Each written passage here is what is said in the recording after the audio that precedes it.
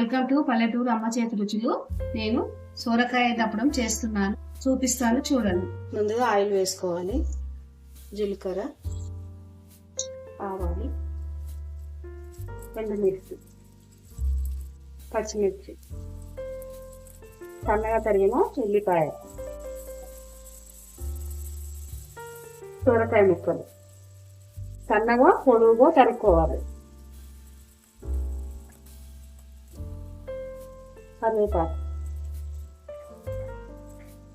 అల్లం వెల్లుల్లి పేస్ట్,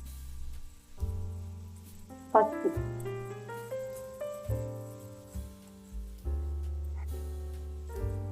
లైట్గా సాల్ట్ ముక్కలు మగ్గడానికి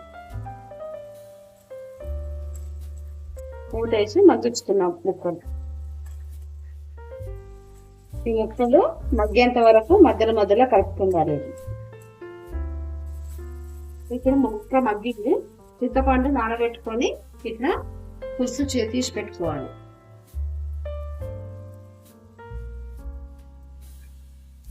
ఒక 15 నిమిషాలు నానబెట్టుకోవాలి. చింతపండు రసం తీసి పెట్టుకోవాలి. మంచిగా ముక్కలు మంచిగా పులుపులుగా మంచిగా ఉప్పుతాయి.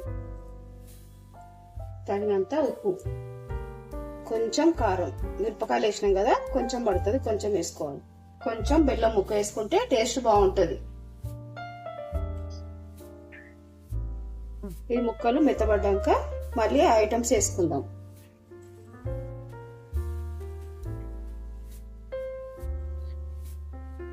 ముక్కలు ఇలా కావాలి. కొంచెం మెంతుల పొడి, ధనియాల పొడి, జీలకర్ర పొడి,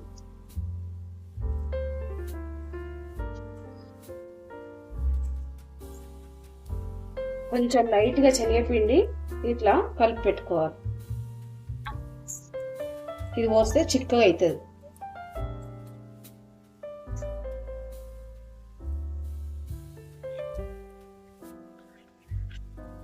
ఈ రకం చిక్కగా కావాలి.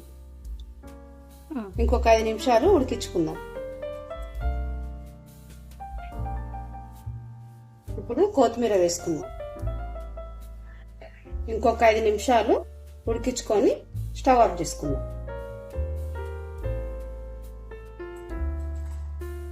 రెడీ అయిపోయింది సోరకాయ దప్పడం. సోరకాయ చారు అంటారు, సోరకాయ దప్పడం అంటారు. మేమైతే సోరకాయ దప్పడం అంటాం. స్టవ్ ఆఫ్ చేసుకుందాం.